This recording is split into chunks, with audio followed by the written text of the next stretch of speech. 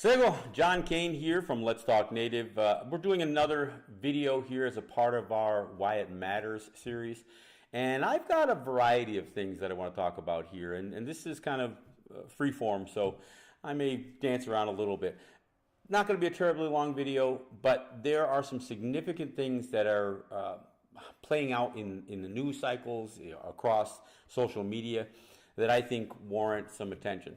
Now, I have recently posted a meme that shows the two-row Wampum Belt and the George Washington Belt in the same screen. And I asked the question, which one do you choose?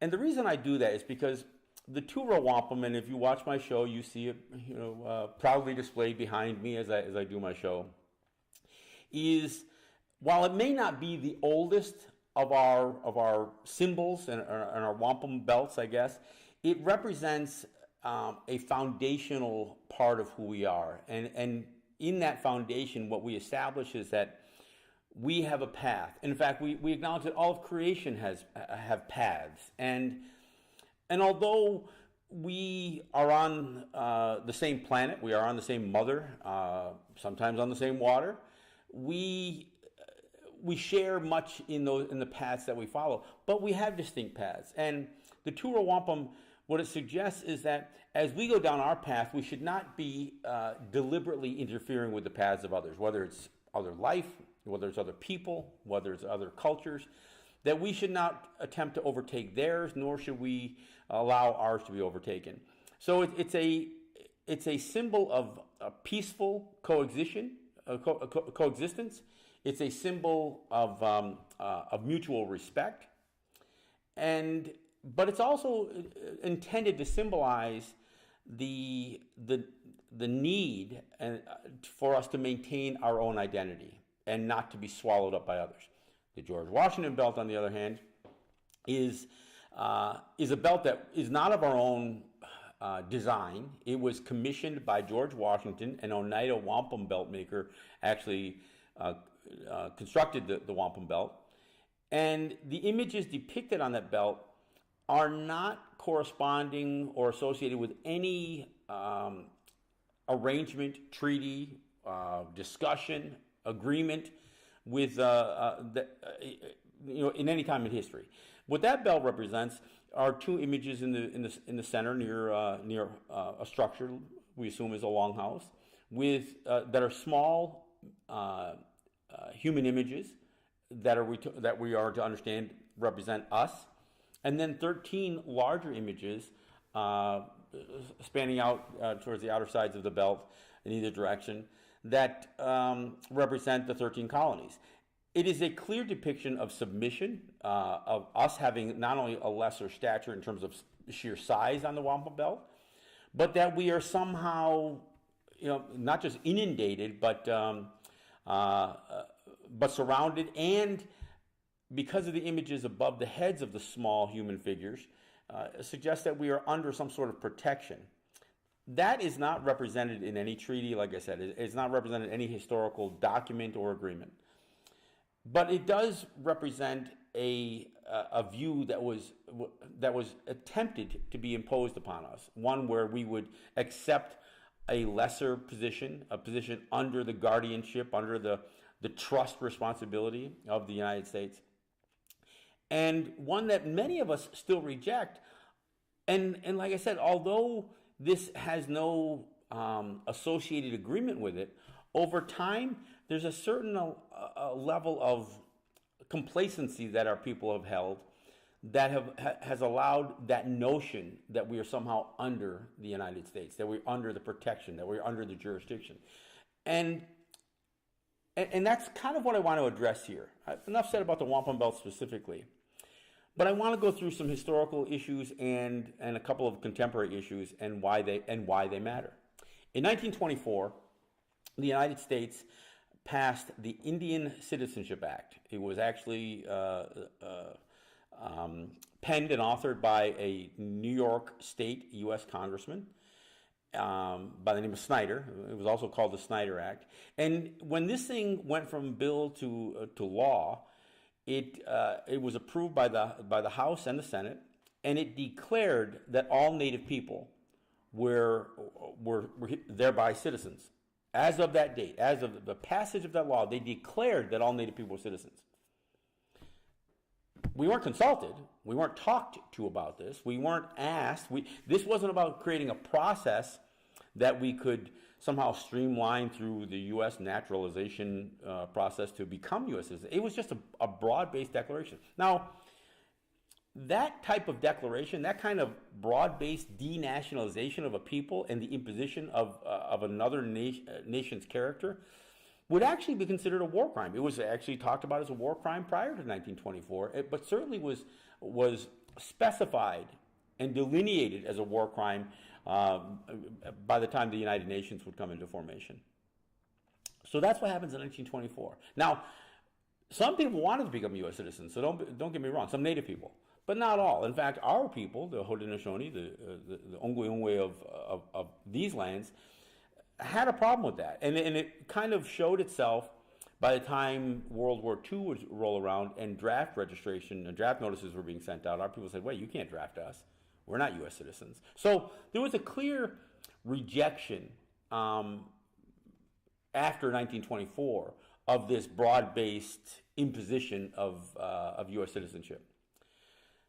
Now, then another historical date comes in 1934, a mere 10 years later, when the United States, in an attempt to again create massive change on how Native people would not only govern themselves, but what our relationship would be with the United States. And this was called the Indian Reorganization Act. What was a big part of this legislation was to create what they called IRA governments, where Native people would abandon their traditional governing systems and adopt a more U.S.-style constitutional type of government with all the features, although scaled down significantly, of U.S. governing systems.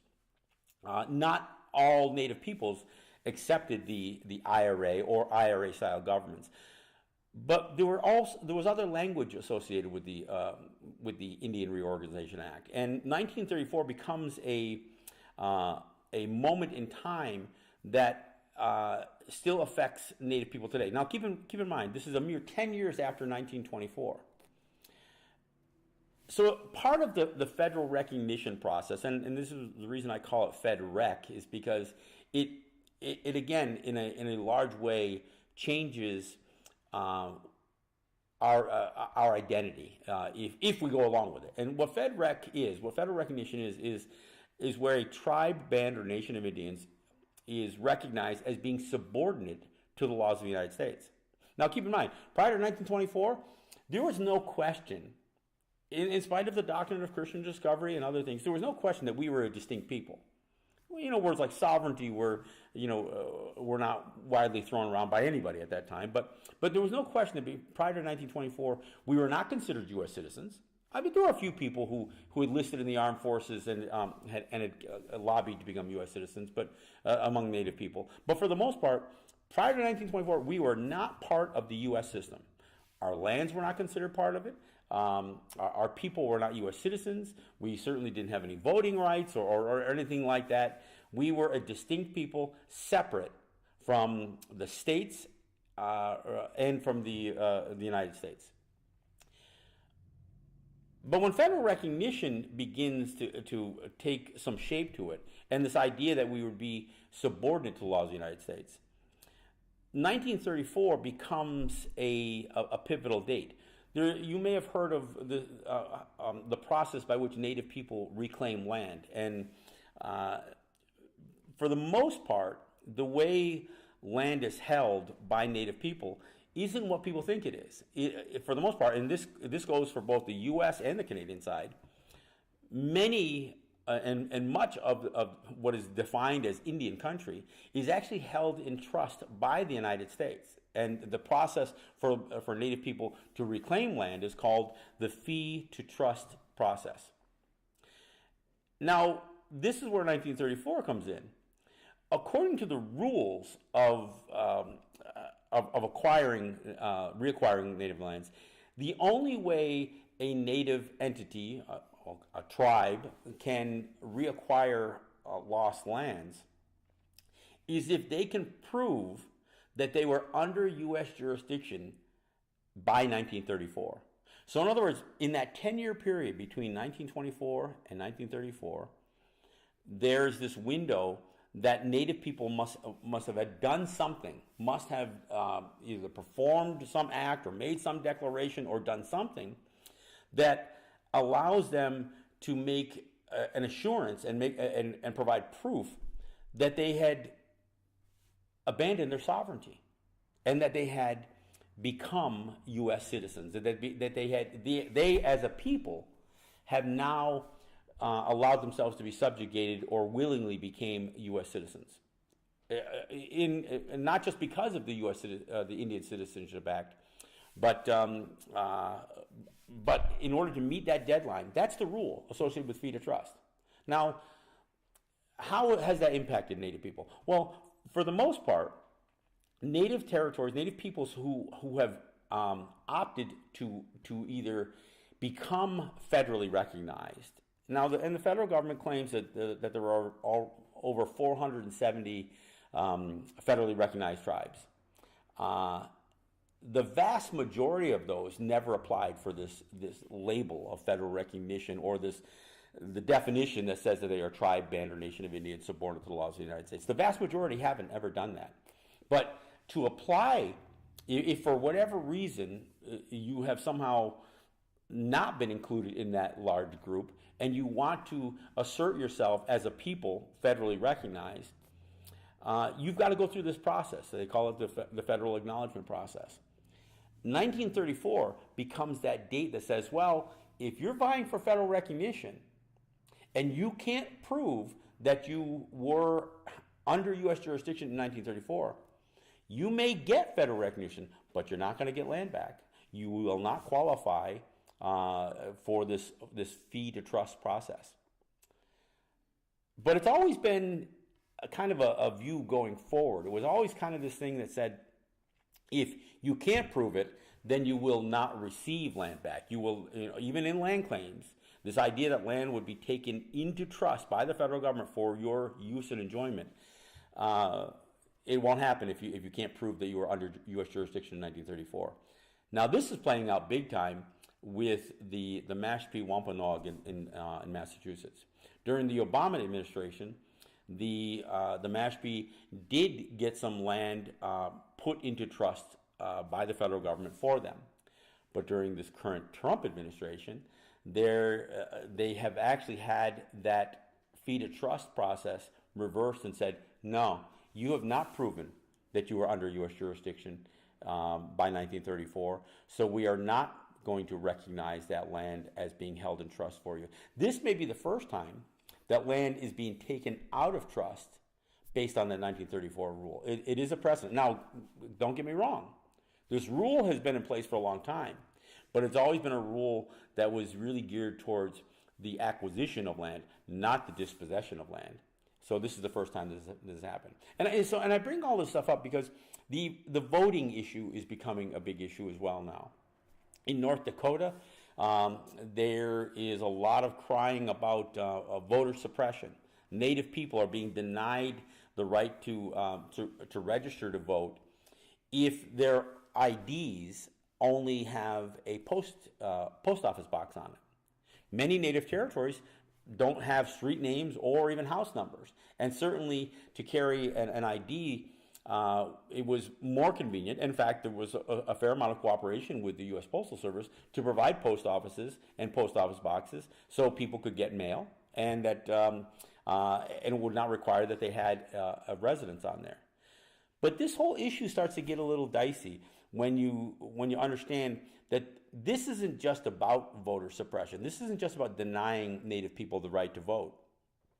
This is about insisting that Native people put their residence, their physical address, the actual place that they live, onto these registration forms.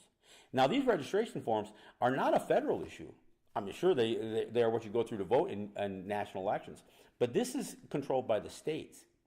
So now we've got another issue associated with how land is held and how we view that land. Do we view the homes that we live in, the places that we live on native territories, do we view those as part of the United States or part of the states? Or are we still maintaining, no, those are our lands? Here in Seneca territory, the Senecas and other Haudenosaunee peoples hold the title to their lands. It's not held in trust by the federal government. So if a Seneca goes down to register to vote, what he is going to be doing with his voter registration is suggesting that where he lives is a part of New York State, that it is in a New York State congressional district, it is in a New York State legislative district. That all by itself should be a non-starter for many people. So this is what I think is important. Now we can get into the debate about how valuable our votes are. We are a very marginalized people in terms of population. We represent only 0.7% of the U.S. population, even in states with a larger native population like the Dakotas, where it might be a couple of percentage points. It's still very, very low.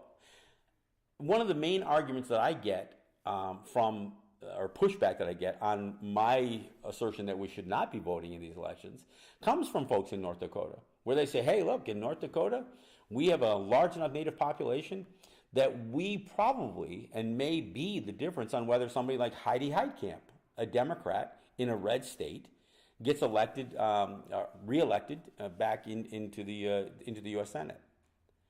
And you know what? They may have a point there.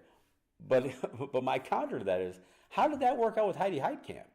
Sure, she's a Democrat in a red state, but she's been pro-Dakota Access Pipeline. She's been pro-Keystone XL Pipeline. So if all Native people line up for just for the Democrat running for office, are they really still being served? Is their vote really going to matter to their lives and to their existence? We need to think about this stuff. I laid all this stuff out because it does matter, and I want folks to think about what this historically means. I'm going to tell you, the Mashpee are in a fight for their lives right now. The problem is, what is really going to play out in this battle over land use, land title, is that the Mashpee are going to be in this unenviable position of having to argue that they are under U.S. jurisdiction, that they had been under U.S. jurisdiction prior to 1934, just in order to get land back. And that, my friends, is just a terrible contradiction. We'll see how this thing plays out, and we'll talk more in the future on this segment. I want to thank you for listening, and that's why it matters.